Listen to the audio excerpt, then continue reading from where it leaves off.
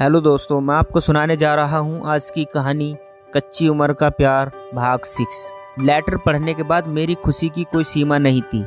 मैंने उस लेटर को अपने दिल से कई बार स्पर्श किया। खुश था, बहुत अंदर से, दिल से। और इसी खुशी में मैंने आरती को मैसेज कर दिया, I can not express my feeling after reading your awesome letter.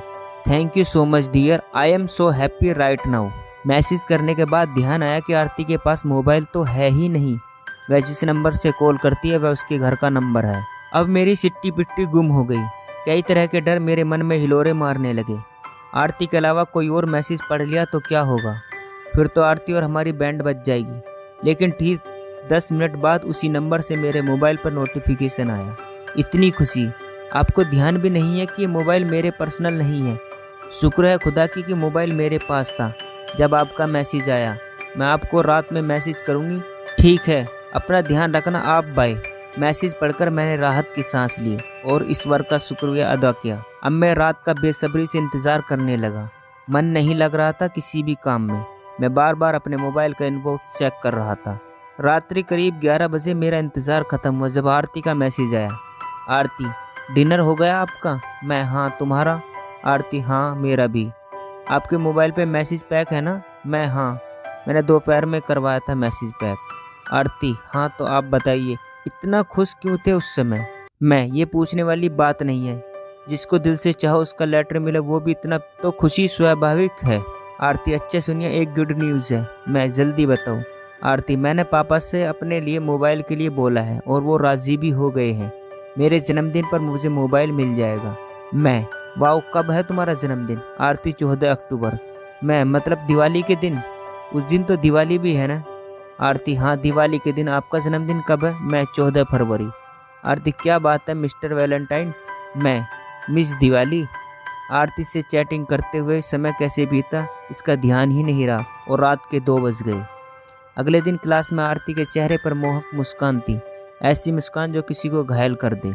आरती को जब भी मौका मिलता हम दोनों मोबाइल पर बात करते, क्योंकि कोचिंग में बात करना संभव नहीं था। धीरे धीरे हम दोनों एक दूसरे की पसंद नापसंद से पूरी तरह वाकिफ हो गए। एक दूसरे को इम्प्रेस करने के लिए हम दोनों ने अपने अपने ड्रेसिंग सेंस भी काफ़ी बदलाव किए। हम दोनों बेहद खुश थे और धीरे धीरे हम दोनों का प्यार भी परवान चढ़ रहा था। आरती के जन्मदिन पर हम दोनों का मिलने का प्लान था। काफ़ी दिमाग खर्च करने के बाद शहर के एक विनर रेस्तरां में दोपहर के समय हम दोनों के मिलने का प्लान तय हुआ। हालांकि उसके लिए आरती को अपने घर पे झूठ बोलना पड़ा कि दोस्तों के साथ बर्थडे सेलिब्रेट करने जाना है। आरती के जन्मदिन पर मैंने उसे सामने से प्रपोज करने का प्लान बनाया और इसलिए मुझ पर घर के शीशे के सामने खूब रिहर्सल भी करनी पड़ी। काफ़ी पच्ची के बाद मैंने आरती को घड़ी गिफ्ट करने का निर्णय लिया। मेरा इंतज़ार ख़त्म हुआ और वह दिन ही आ गया जिसका मुझे बेसब्री से इंतज़ार था। मैंने उस दिन आरती के लिए कैसियो की एक खूबसूरत घड़ी खरीदी और उसे अच्छे से पैक करवाया। साथ में ग्रीटिंग कार्ड पर जन्मदिन की शुभकामनाओं के साथ अपनी फीलिंग्स भी लिख डाली। मैंने उस दिन ब्लू कलर की शर्ट, क्रीम कलर का trouser, black shoes, black dial की रेस्ट वॉच पहनी और रेस्तरां जाने के लिए पहले मैं राजू के सैलून में गया। मैं, यार राजू, फेस इतना गंदा लग रहा है, थोड़ा अच्छा कर दे। राजू, क्या बात है भैया, बड़े खुश हो आप? किसी से मिलने का प्लान है क्या? मैं, ज़्यादा दिमाग मत लगाया करो, पहले टाइम नहीं है मेरे पास। राजू, भैया जी ब्लीच कर देते हैं, फिर मसाज मस्त हो जाएगा चेहरा आपका। मैं, ठीक है, करो जल्दी से। सच बताऊं तो पहली बार मैंने उस दिन ब्लीच और फेस मसाज करवाया था। रेस्तरां जाने के पहले मैंने फूलों की दुकान से एक ताज़ा गुलाब की कली भी खरीदी। अंत में मैंने बेकरी शॉप से आरती का पसंदीदा पाइनएप्पल फ्लेवर का एक खूबसूरत केक लिया और उसमें एंजल नाम लिखवाया। रेस्तरां में पहुंचकर मैंने केक को वेटर को थमा दिया और बोला, जब मैं उसे मांगूं तब लाना। एक टेबल पर बैठकर मैं आरती का इंतज़ार कर रहा था। मेरा इंतज़ार 20 मिनट में ख़त्म हुआ। जैसे ही मेरी नज़र अपनी तरफ आते हुए आरती पर पड़ी तो मैं उठ खड़ा हुआ। ब्लू कलर की गाउन, शरहरी काया, लंबे घने रेशमी बाल, क्यूट से गालों पर डिम्पल, कानों में लटकती फिरोजी कलर की खूबसूरत कुंडल और गुलाबी सुर्ख होठों पे मनमोहन मुस्कान को देखकर मेरे दिल में घंटी सी बजने लगी। मैं ख्वाबों में उस परी के सपनों में खो गया। आरती ने हाथ के इशारों से ही हाय बोला, लेकिन मैं उस अप्सरा के सपनों में खोया हुआ था। क्या हुआ, कहाँ खोए हो आप? कुछ बोलेंगे? मैं, बोलूँगा डियर, पहले सपनों से बाहर तो निकलूं। आरती, कौन सा सपना देख रहे हो आप? मैं, अपने ख्वाबों की परी।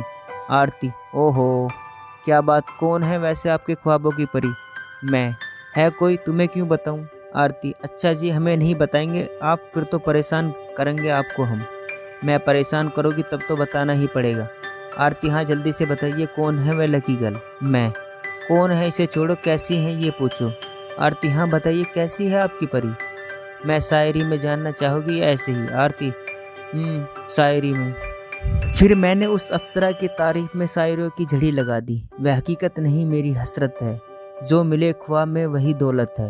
बस इतना समझ लो तुम, वो तो खुदा से भी ज्यादा खूबसूरत है। सोचता था बचपन में चांद को छू लूं, उसे देखा वो ख्वाहिश जाती रही।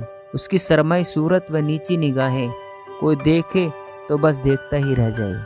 उसको सजने की संवरने की जरूरत ही नहीं, उस पे सजती है हया भी किस चेवर की तरह। पलकों को जब जब वो झुकाती है, बस एक ही ख्याल दिल में आता है कि जिस खुदा ने उसे बनाया होगा, उस धरती पर भेजकर वो कैसे जी पाया होगा।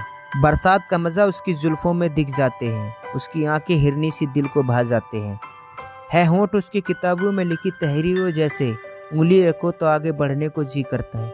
कैसे बयां करें सादगी उस परी की, वो तो जन्नत है और चांद भी।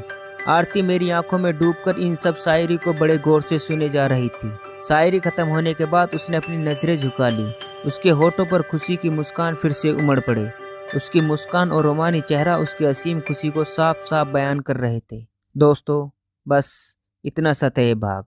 दोस्तों, कहानी अच्छी लगी हो तो चैनल को सब्सक्राइब करना